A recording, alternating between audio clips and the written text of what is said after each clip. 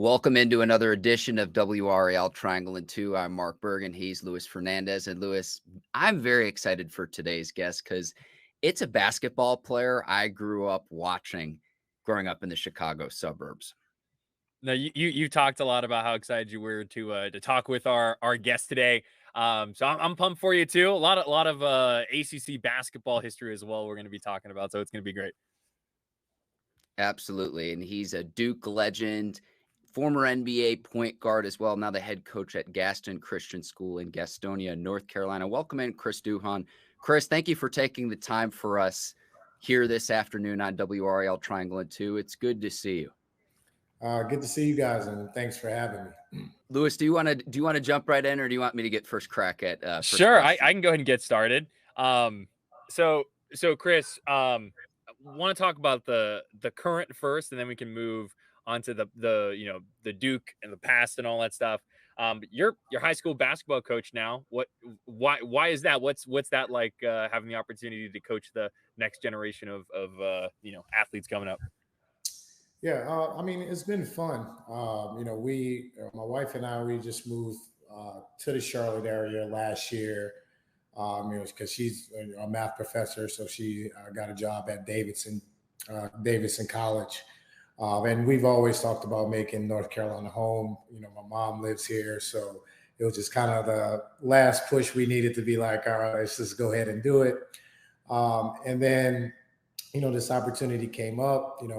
My oldest son is going to be a freshman this year, and he was like, "Dad, I want you to coach me. That'll be awesome." And it's kind of like, all right, got to be careful what you wish for, one of those type of things. And then, but like I said, opportunity came about, and just going there, interacting with the kids, the school, everyone at the school.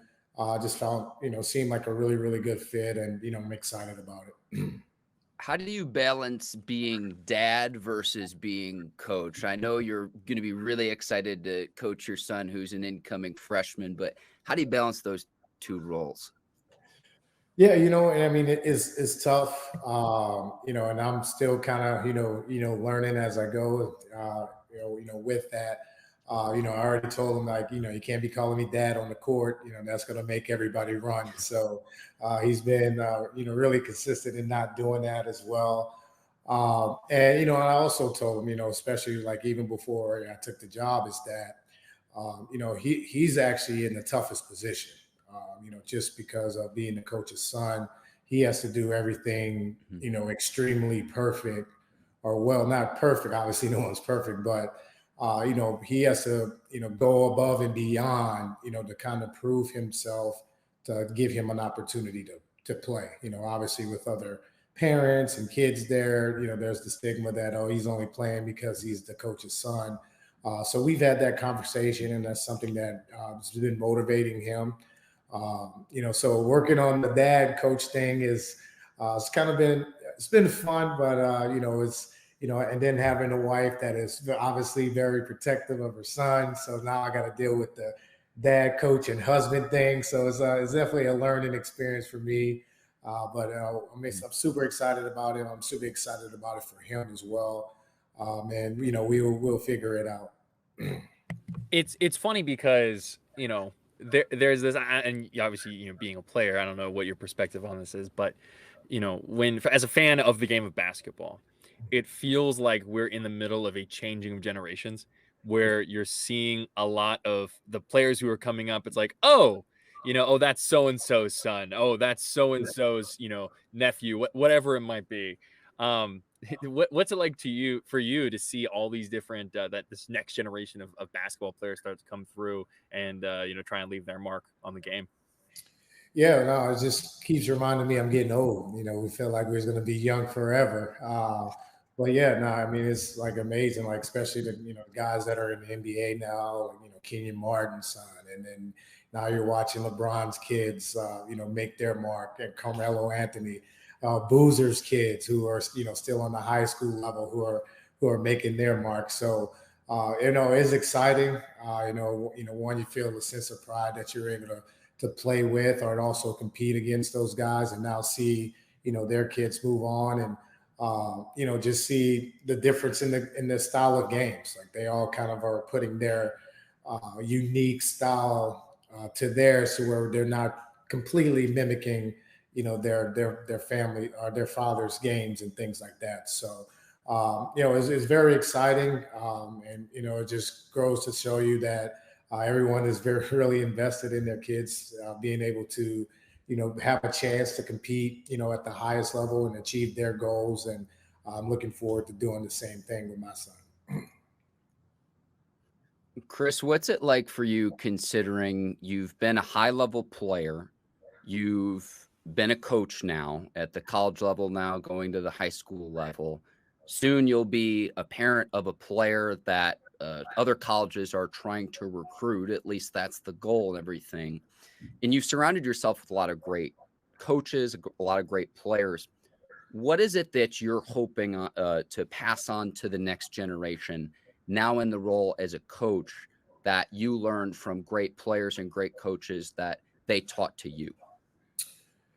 Yeah, no, it's a great question. I mean, I think one of the main things is just that, to, compete, dedicate yourself.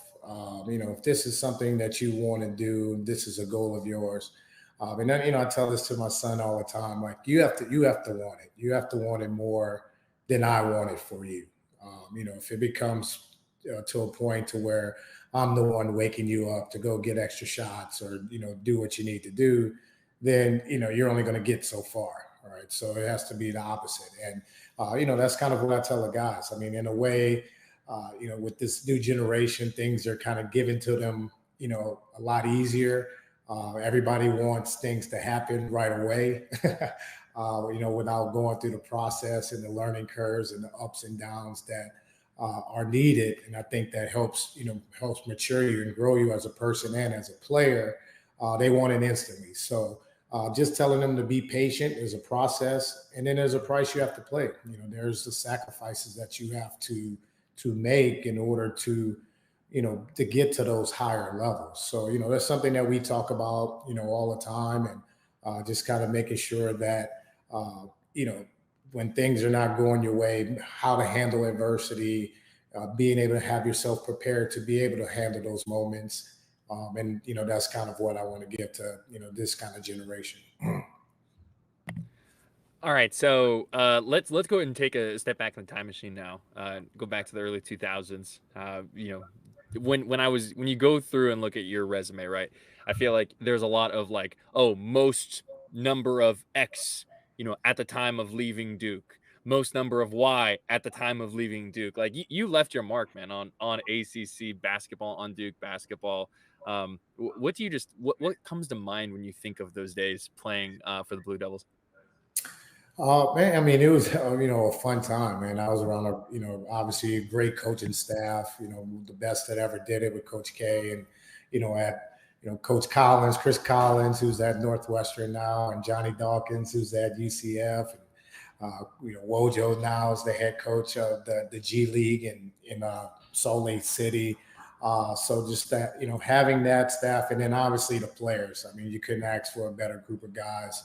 I was very fortunate, to play with Shane and Jay and Dunleavy and Boozer and Dante, and then the latter part of my career to play with, guys like Daniel, Luol Deng, JJ Redick, and, Sheldon Williams, and, the list goes on and on. And, not only were they, really, really great basketball players, but they were great people that I'm, still friends with, today and stay in contact with today. The thing that I love the most about it was just the competition every day. I mean, you're going against the best of the best every day in practice, and everyone's trying to prove themselves and, put their stamp on the team, and, playing for playing time, and, everything wasn't safe. So being able to have those moments every single day at practice, a lot of people can't, mimic that. A lot of people can't mimic having those type of practices around great talent every single day. So, those are the things I kind of miss the most, is just, the pickup games. And, even when we're in practice and we're doing situational basketball, being able to, competing with those guys. And, again, guys were competitive. So, everything for bragging rights counted, and just grew us closer together as a team.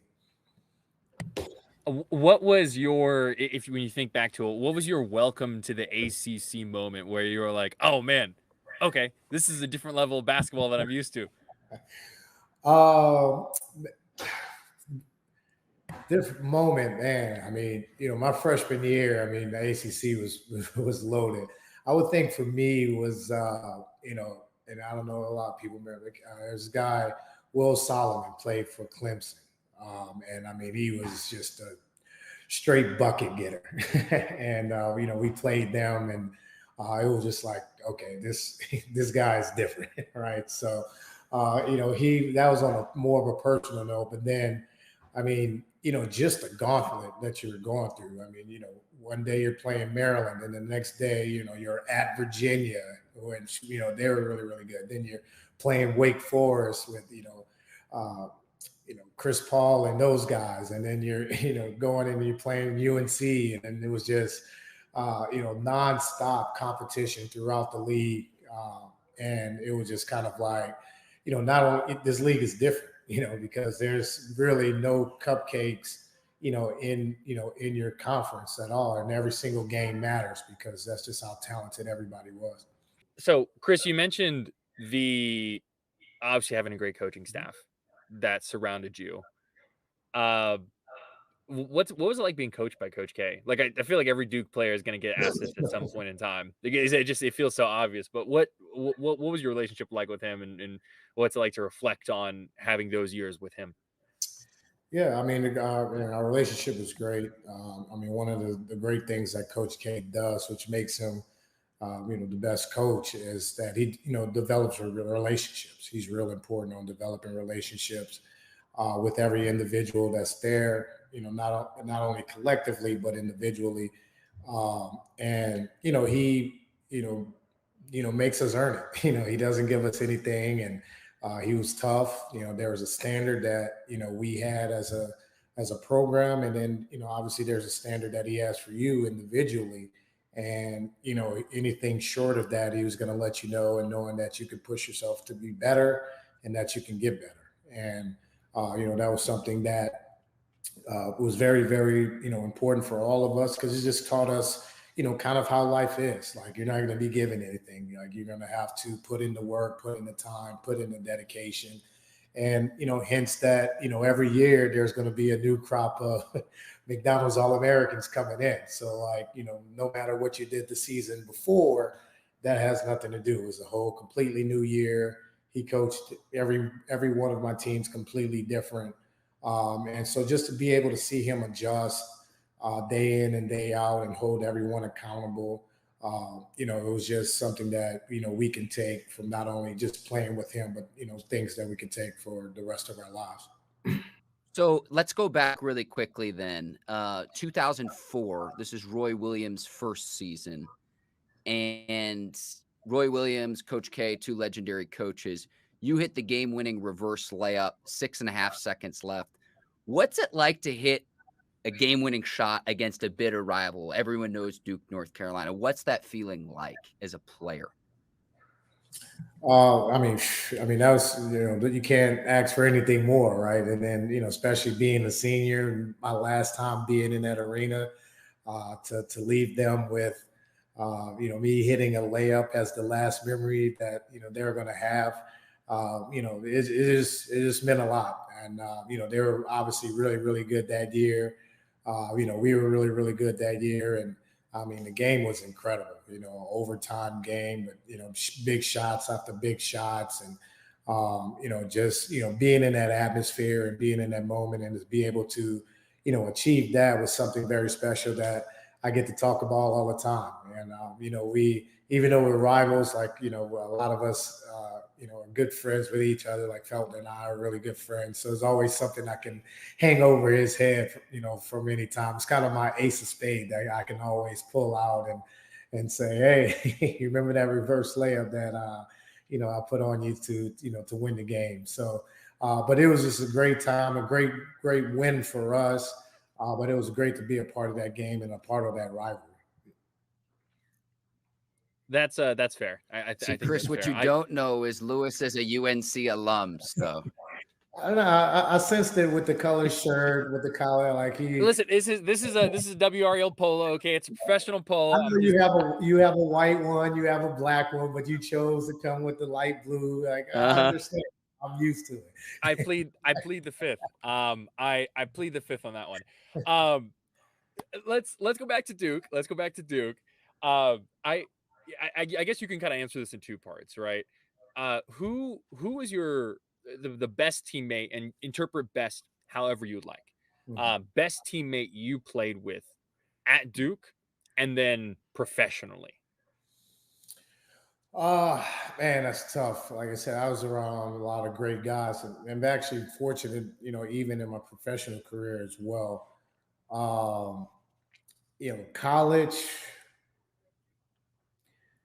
Man, that's tough. We're gonna make sure everyone else hears who you pick. Yeah. I know.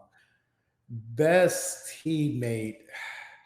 I mean, I would say as far as best teammate, as far as what it looks like to be a college athlete, play at the highest level, great leadership, great person. Overall, you would have to go with Shane Betty, as far as overall how it's supposed to look for a college athlete, their time during college, of how where he started as a freshman and continued to grow and become the player that he became as a senior. And then how he was off the court as well. Like, perfect leader, guy that you can rely on, you can always depend on, have your back. So I would go in that aspect. I would go with Shane. NBA, man. Again, I was around a lot of great people. Probably the couple that stand out to me the most were Kirk Heinrich. He and I were at time in Chicago, and Jameer Nelson. And Quentin Richardson. Quentin, we were in New York, and then we were also in Orlando, and then Jameer and I, being together in Orlando. Probably those are the top three guys, NBA wise. That interesting. I mean, I kind of imagined the Shane Battier answer. Like I kind of expected that. You know what I mean? Just because dude. I mean, I think he still holds he one of the winningest ACC basketball players of all time. Kirk Heinrich though. All right. You played with a lot of different people too. I guess that's one of the cool things, right, about just professional basketball careers is you have the opportunity to overlap with so many different players. And that's, I don't know, that's really cool from a basketball, someone who just enjoys the game's perspective. Heinrich's rookie year in 2003, famous draft class, LeBron James, Dwayne Wade, Chris Bosh, and everything. Heinrich was the first player in that draft to get a triple-double in a game. And the headline in the Tribune at the time, Chris, I believe Casey Johnson was the beat reporter back then, was Heinrich maneuver was the headline back in 03. I know that was a little bit before your time in the league, but you say all these names, it brings back a lot of great memories. What I wanted to ask you was, going from Coach K to Scott Skiles in the NBA, was that an easier transition? Because I know Skiles was a no-nonsense coach. Yeah. I mean, I think because Scott was a tough coach. I mean, love Scott Skiles. I think he would have been an amazing college coach just because of the style that he did. And I mean, if you kind of think about it, that team that we were, the Baby Bulls, quote unquote, we were basically a college team. I mean, you had myself and Wall from Duke, Kirk from Kansas, who was coached under Roy Williams, Ben Gordon from Coach Calhoun at UConn, Andres Nocioni from Argentina. And, so all of us were really, really young, we're just trying to make our marks in the league and, didn't know kind of how the NBA worked, quote unquote. So he was able to coach us hard, and we didn't know any better. We just, whatever you say, coach, you need us to run through this wall, we're going to run through this wall. Right. And then, obviously surrounded us with like Tyson Chandler and Andy Curry, who had more quote unquote NBA experience, but, we were all older than them because they came straight out of high school. So, it was fun time, but, Coach Kyle, very appreciative of him. Obviously, being a guard, being a guy that had to grind his way, in the NBA with his career. He gave, obviously his guards a lot of, freedom to, kind of run the team and, be who we are. And and he held us accountable. And I think that's one of the things that, obviously learning that from Coach K, that he kind of mimicked, to where, we wanted to be the best defensive team out there. And that was, one of our goals, and that was his goal. And, I tell this story all the time. It's like, those first 20 games, my rookie year, we played a certain coverage on the side, which we called it, icing or blue, to where you keep the ball on the sideline. You don't let the guy go over the top on a pick and roll. And, if that happened, if, the guard was able to get over the top, bam, he was sub. He was sub right out. And then, if the next person did it, he'll put you right back in. So, it got to a point to where, you're sitting on the bench and you're watching, like he didn't even have to call you. You just start walking to the scores table. The person who, didn't do it the right way, they already knew who the sub was coming for. And then, once we developed it, it was, genius in a way, because now it was in our head. So we're like, nah, I don't care what happened. There's no way you're getting over the screen.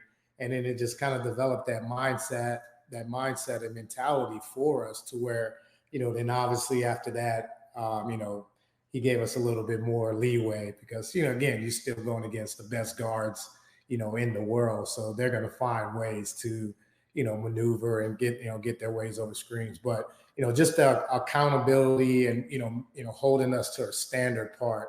He did an amazing job with that.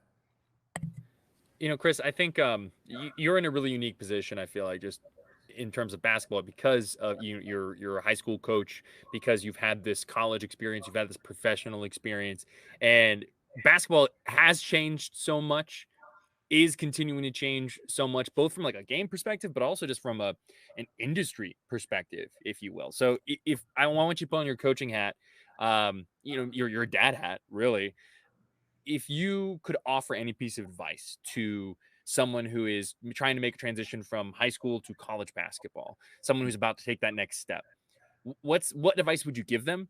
What advice would you tell them? Don't listen to that. Focus on this. Mm-hmm.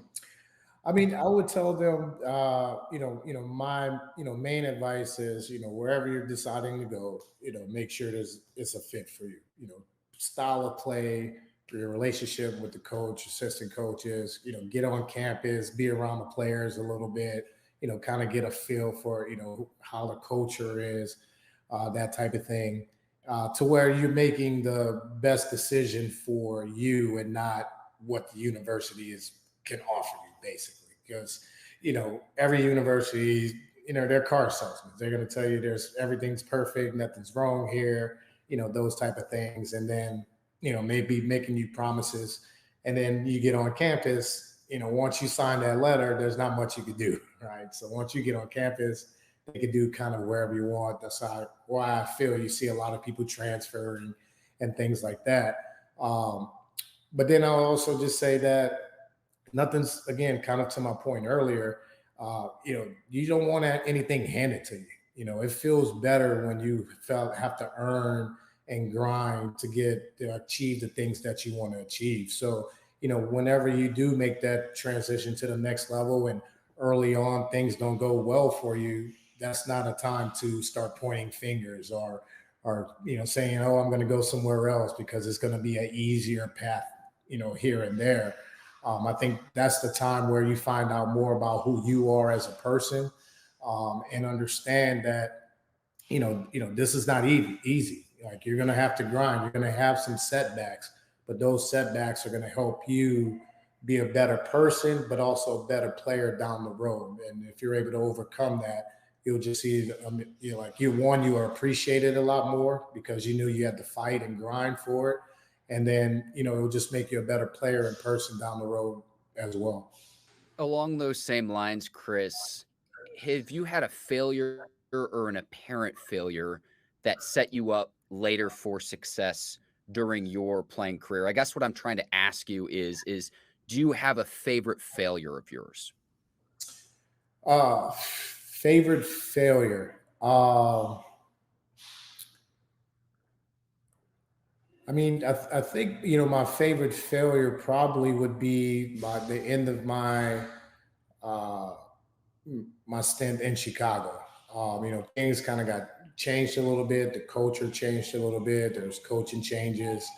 I wasn't happy with playing time, and during those moments, I became like really selfish. My energy level. It was kind of a like not care attitude, to where I wasn't preparing as hard as I could have prepared. I wasn't putting in the extra work that I should have been putting. And then probably about 20 games, left in the season, it was kind of like that. I had a conversation with actually Adrian Griffin. He wasn't even on the team now, but Adrian at that time. But he was just like, "Hey, man, you're being evaluated every single day. Not only by your team, your coaching staff, but every arena. There's GMs, there's scouts, there's someone out there that if the Bulls are not the right fit for you, they may want to bring you, to their locker room. And if you're going out there with this nonchalant attitude and you're not putting in the work, why would they trust in bringing you, to their organization, as well? Because, as we all know, players, we talk, we have our own fraternity. So do coaches. They have their talk. They have their own fraternity. So do GMs and so on and so on.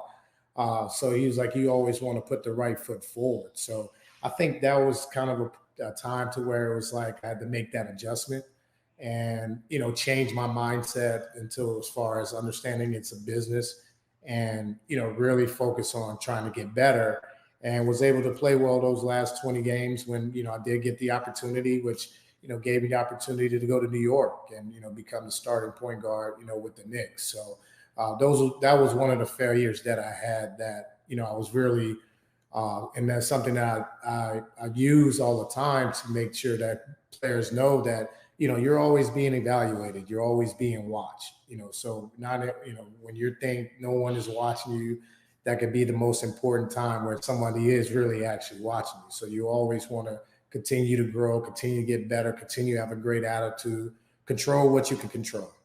You could control your attitude, you could control your effort, you could control your work ethic. And then, even if it doesn't fit for this team or if it fits in this current situation, that consistency somewhere down the road, you will see it all come to fruition.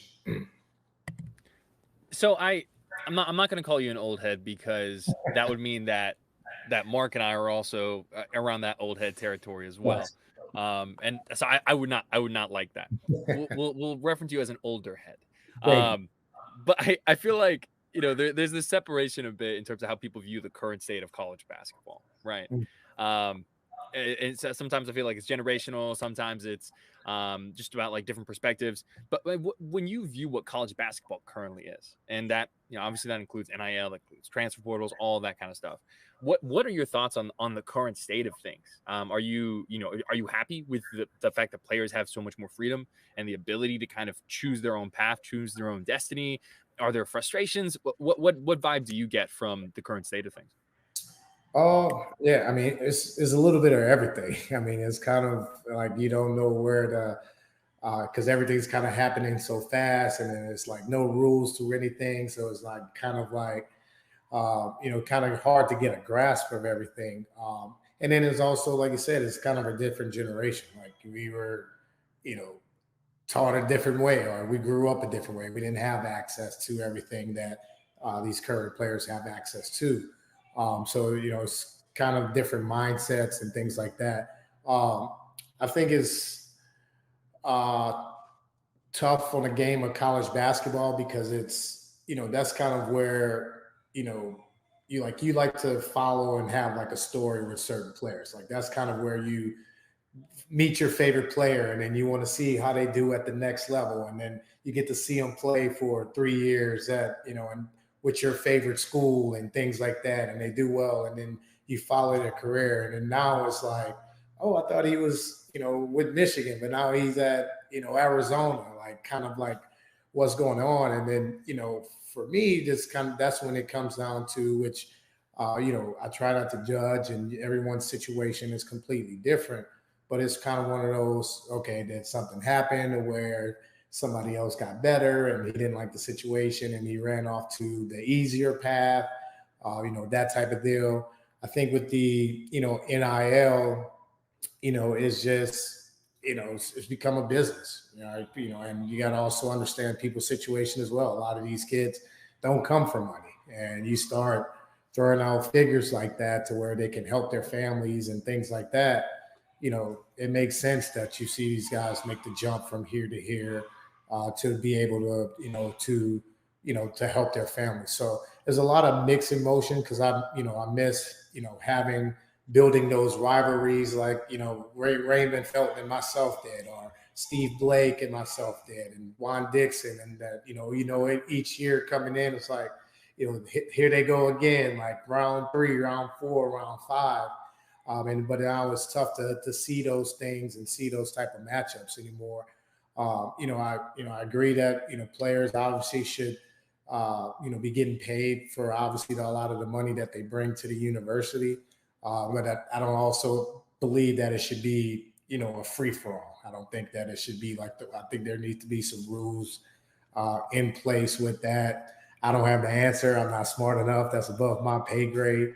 But I think to help college basketball, because like at the end of the day, who's it really hurting? It's hurting a lot of these high school kids, right? Because, with the freedom to continue to transfer as much as you want, whenever you want to go, as a college coach, why would you want to put now you're making it more NBA G League type on the college level, because you rather a junior who's played in the college level, for 2 years to come and integrate them into your system than, a 17, 18-year-old freshman who has no college experience and going through those type of growing pains. So on a coaching general manager mindset, it makes sense that you see these, colleges wanting to get grad transfers and wanting to get transfers from other places, or bringing older to stay older, than having to go to the growing pains of younger kids that, have to, learn how to play on the college level, or understand the speed, understand everything like that. So I think that at the end of the day, that's where who's getting hurt the most is, these the high school seniors that are, obviously not your top 50, but the ones beyond that, the ones that you're guys that are going to have to grind and kind of get better, it's hurting them because, they now have to make decisions quick. They don't have the luxury of really filling out a college and getting to know them, because, if you don't sign in that early period, they're not looking at you beyond that. They're, as soon as, if you don't sign early with them right then and there, once the season's over, they're seeing who's transferring and who else they can bring in that already has experience, and they're getting kind of left behind in that aspect. So I think there's a lot of things you got to do to kind of fix it. But I just kind of miss the rivalry as far as guys kind of growing up together, competing on that college level with the same team, and those developing those type of rivalries. Let me ask you this, Chris. Do you think we'll ever see a day where obviously a player could go professional, they could go to the G League? Do you think we'll ever see the return of a high school player going directly to the NBA? Because right now you have to be 19 years old. I mean, I think so, just because of how a lot of these kids in high school are reclassified, right? So just you reclassify 2 years. You're a 19-year-old senior in high school, or 18, but you're going to turn 19, whatever, and then you can, be eligible for the draft. I mean, I don't think they will change the rule. I think, as far, Adam actually is wanting and encouraging guys to stay more than just 1 year, on the college level. And then, hopefully, like I said, with, with the NIL and you're able to pay players, I thought that it would help the game of college basketball to be able to keep, these kids playing more than one or two, more than just 1 year, just on the fact that, you're getting paid, right? You're still getting paid. You have money in your pocket and things like that. It was just amazing to me that you see so many people leave and, they're not getting drafted or they're getting drafted late in the second round. And again, I guess it goes with the generation to where, in my generation, you wasn't leaving unless you were kind of guaranteed lottery pick, right? And if you weren't a guaranteed lottery pick, you're staying, you're coming in for your next year, to where that mindset has changed to where guys are just trying to leave and go and chase the money. And, now you're seeing all these players that could have, spent another year in college and build their brand and that type of thing. Half the time I don't even know, where they're playing at anymore. It's just, what G League are you on? G League team that you're on now? Are you even in the league anymore? That type of thing. So, yeah, I just think that he won't change the age range. I think it will always still be 19, and he's just kind of I'm hoping that these kids that, especially now they're getting paid, have better guidance into, hey, let's really develop yourself as a player, as a person, that type of thing, to where when you do go, you're really ready to go and play right away, instead of kind of bouncing around from G League team to G League team, and you can always get lost in the shuffle in that. I do really appreciate your perspective on all that, though, because it's not one size fits all, right? Every individual player, every individual program, every individual coach is going to have something going on, and so it's interesting to hear you speak on it. Can you imagine a world where you were a rising freshman in college around this time in this state of college basketball? How do you think you would handle being like, class of 2027, 2028, whatever class we got going on right now? Right. Oh, man, I have no idea. How immature I was back then. Man, it would be, and and that's what you got to understand. Like we, especially when you start giving money and things like that, we forget that these are 17-year-old kids that are still 18-year-old kids that are still learning and finding themselves, and about to start paying their own bills for the first time and things like that. And we're making them make grown men decisions. I know with the social media aspect and things like that, man, I can't I couldn't imagine what I would be doing at this time. So my older self would be like, yeah, I'd have been able to handle it. But if I really think back of, it'd have been some issues for me as well. Chris, one of the things I wanted to ask you too, outside of basketball, you're looking to get for your hobbies, what is it like you like to do outside of the game of basketball when you're not coaching, when you're not playing? For me, just I have 5 kids, so being a dad, being a husband is fun. Golf, I really got into golf, so been playing a lot of golf, things like that. So but again, with 5 kids, my day never stops. So it's basketball, it's dance, it's cheerleading, it's soccer, it's someone has something going on every single day. So being I guess an AAU sports dad, has been kind of my hobby of late. All that traveling, man, I can't even imagine like what it must be like having Lewis, to go is there around anything for, else you want to get like to? This has been awesome.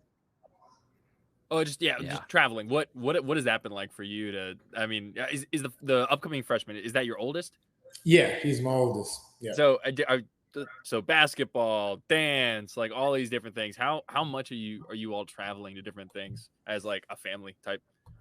Yeah, the worst part is that we can't do it as a family all the time. It's divide and conquer. So it's like she has to go with my daughter to soccer, and I have to go with Jeremy here, and then we switch and we flip it up because they always everything now is like year round. It used to be, AAU was from, June to August, and then that was it. But now, AAU is like year round. So, just kind of trying to figure out the schedules and things like that. But, it's also a fun time just to give them the experience of playing people in different states and, things like that. And, them being able to,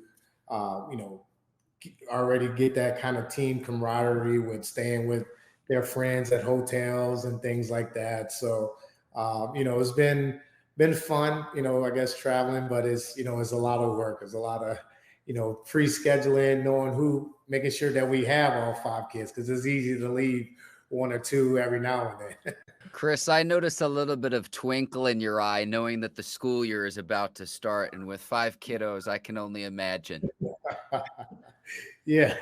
I mean, it's funny that you used to dread the first couple of days of school to now you're like circling on the calendar like you can't wait. It's like some extra sleep. Just get out the house. I need some peace and quiet.